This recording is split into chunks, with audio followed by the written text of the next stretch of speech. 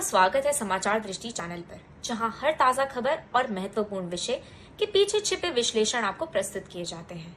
हम यहां न केवल समाचारों को संवेदनशीलता से पेश करते हैं, बल्कि उनकी गहराइयों में उतरते हैं ताकि आपको सटीक और संपूर्ण तस्वीर मिल सके। हम न ही सिर्फ रिपोर्ट करते हैं, बल्कि मुद्दों को समझते हैं, उन पर विचार करते हैं और समाधान ढूंढने का प्रयास करते हैं।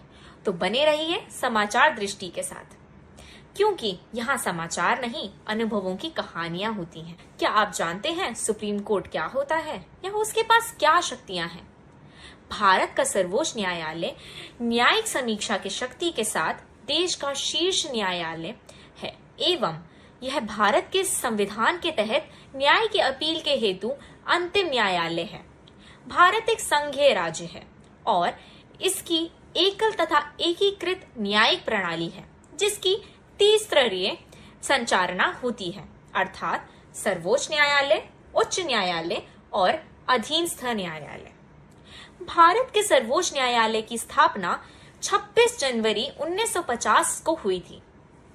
भारत का सर्वोच्च न्यायालय तिलक मार्ग, नई दिल्ली में स्थित है।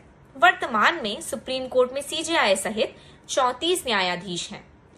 1950 में जब इसकी स्थापना हुई थी, तब इसमें भारत के मुख्य न्यायाधीश सहित 9 न्यायाधीश थे। उन्हें संसद द्वारा कानून के माध्यम से विनियमित किया जा सकता है। सर्वोच्च न्यायालय के क्या कार्य होते हैं? भारत के सर्वोच्च न्यायालय के कार्य निम्न हैं।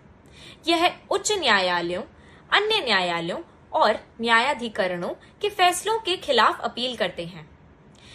यह विभिन्न सरकारी प्राधिकरणों के बीच, राज्य सरकारों के बीच और केंद्र और किसी भी राज्य सरकार के बीच विवाद का निपटारा करते हैं। यह उन मामलों को भी सुनता है जिन्हें राष्ट्रपति अपनी सलाहकार भूमिका में संदर्भित करते हैं। सुप्रीम कोर्ट स्वतः संज्ञान लेकर, मतलब अपने दम पर, मामलों को भी ले सकता है। सुप्रीम कोर्ट द्वारा घोषित कानून भारत के सभी अदालतों और संघ के साथ साथ राज्य सरकारों पर बाध्यकारी है। सर्वोच्च न्यायालय की शक्तियां: देश का सर्वोच्च न्यायालय न्यायिक प्राधिकरण होने के नाते यह संविधान की रक्षा करता है और अपने व्यापक दृष्टिकोण के माध्यम से हमें संविधान के प्रावधानों से अवगत कराता है, जिसे अंतिम माना जाता है। भारत संविधान की व्याख्या करने की शक्ति भारत के सर्वोच्च न्यायालय में निहित है। संसद या राज्य विधान मंडल द्वारा कोई ऐसा कानून पारित किया जाता है जो भारतीय संविधान के प्रावधानों का अनुपालन नहीं करता या उसे अधिकार क्षेत्र दिया गया है जो उनके पास है ही नहीं, तो उसे न्यायिक समीक्षा के माध्यम से सर्वोच्च न्यायालय द्वारा शून्य घोषित कर दिया जाता है। सर्वोच्च न्यायालय के पास अपने अधिकारियों और कर्मचारियों को नियुक्त करने का अधिकार है।